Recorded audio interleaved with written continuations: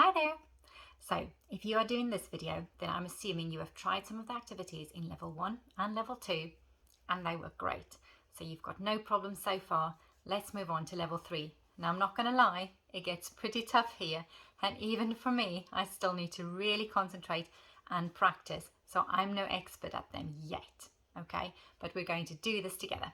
Okay, for level 3, we are going to be doing activities with the left hand side and the right hand side of our body, which are completely different. They are not doing the same direction anymore. They're sometimes crossing the midline, and they're alternating, and they can also sometimes be completely the opposite of what the other side is doing. Okay, remember that the aim of all of these activities is to get the left hand side and the right hand side of your brain to really work together. Okay, and the more complicated these activities are, the more complex these synapses and these networks form in our brain, and these activities can then really help with things like reading, writing and maths. Okay, so the first activity is point your thumb. So we're going to get with our one hand our thumb pointing up, and with our other hand we are just pointing to it.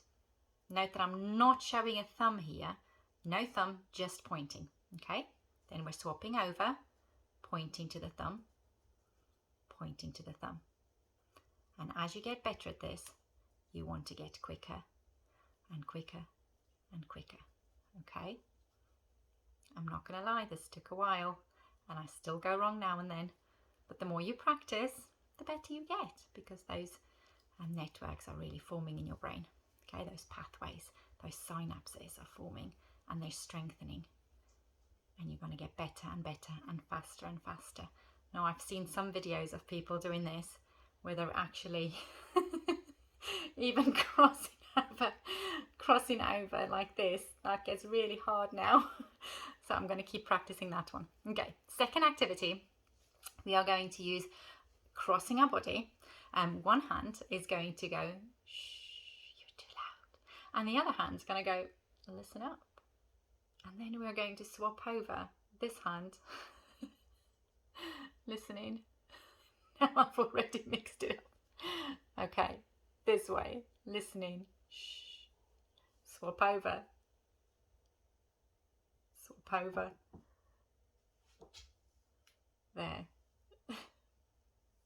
Definitely made even harder when you are trying to record yourself while doing it. Okay, and we're going to try and get faster and faster at that.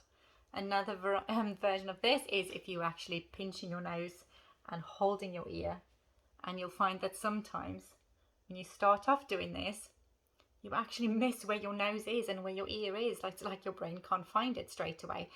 So definitely want to keep practicing. Okay, so we're swapping over every time, nose, ear, and then the other hand's going to go to the ear and the nose. Okay, right. Our next activity is windmill arms. So I'm going to have to stand up for this one. Go a little bit backwards. Okay, we're going to have our arms starting at the top. One arm will go forward and one arm will go backwards. Okay, start off slowly and then moving faster and faster. If this is something that you've already practiced as a child or during PE lessons or something like that, then you'll be actually quite good at this already. Swap directions, and usually this is easier when you start with both arms at the top. However, if you want to make it harder, you can start with your arms wherever they are and just try and go in opposite directions. Okay, swap over. If you're finding this hard, then it's one to practice. Okay, our final activity is the one that I definitely still have not mastered. Okay, it's called toe circles. Now, for toe circles, you're going to use the same side of your body. So let's first just practice the right hand side of our body. So I'm going to, with my right foot, try and go in a clockwise circle. Nice and easy so far. However, then with my right hand, so same side, right hand, I'm going to try and go anti-clockwise. Okay, this is still going okay so far, right? Okay, oh no, my foot's changed direction. without even noticing it. It's just gone the other way. So start again. Clockwise with the foot, anti-clockwise with the hand. And have someone look at you and see all the faces you pull. That should be quite fun. Okay. And then you can swap direction, and you can also try it with the other side. Anti-clockwise foot, clockwise hand. Oh, see, it's changed direction without me knowing it. You keep an eye on my foot. Anti-clockwise foot, clockwise hand. Oh, see, it's changed direction again. So that goes to show me that those pathways in my brain have not fully formed yet, and I need to keep practicing that one. Maybe you get it before I do. Right, that is level 3. Now, there is one more activity that I'm going to show you. If you have mastered these ones and you think that you are now top notch, okay? So this one is one variety of the pointy thumb. So if you can do this one really well, and you've tried even crossing your arms while doing it, and you've got that down, here's another one. This one involves counting while you are pointing. So now I'm not just pointing to my thumb, I'm going to go 1, and then when I point this way, 2, 3, 4, 5. Oh, see, I'm getting confused.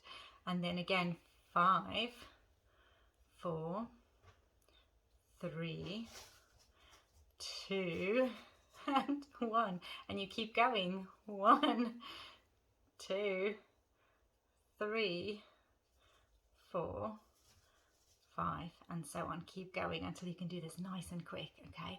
Another one for us all to practice.